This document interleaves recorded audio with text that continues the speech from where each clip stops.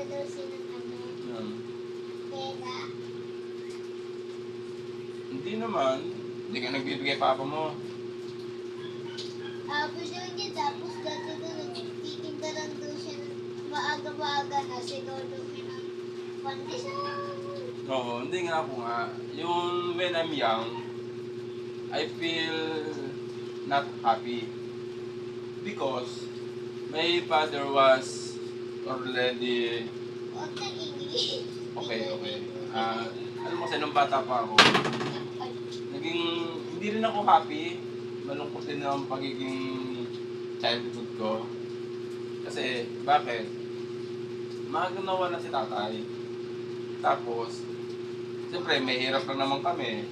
Si nanay naman, kahit sabihin natin meron akong nanay, hindi ko naramdaman yung pagkakaroon ng isang nanay. Hindi ko talaga naramdaman. Hanggang ngayon, medyo natilito pa sa dibdib ko. Yung sakit, yung pain ba na pagiging ulila sa magulang. Kaya nung mga panahon na yon, sing edad mo ako, natuto na ako maghanap buhay. Nagtinda ako ng pandesal. Sama kayo ni Papa. Hindi. Nagtitinda ako ng ice candy, ng ice cream stick, nangungupra ako ng weteng, yung mga bata pa ako noon. Lahat. Nangunguha ako ng bote. Hanggang sa talagang na-realize ko na kailangan kong kumayod kasi walang nagbibigay sa akin ng sustento. Pagpasok sa school, wala akong baon. Kaya kailangan ko magtinda ng tinapay sa madaling araw para lang ako meron pang baon. At the same time, meron din ako makain.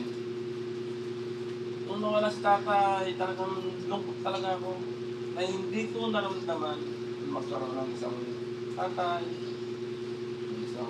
although may nanay, pero sabi ko nga kanina, hindi ko feel na may nanay ako. Kung nga maswerte ka nga gaya ng sabi ko, maswerte ka kasi si mami mo, nakasama mo, nakilala mo. O, at least, nakaramdam ka ng pagmamahal ng isang nanay. Kaya huwag kang malulungkot kung wala na si nanay mo. Patuloy mo lang ang buhay. Tuloy mo lang, pumasok ka, kumain ka, mag-aral ng mabuti. At the end, nare-realize mo, mami, ito na po ako ngayon.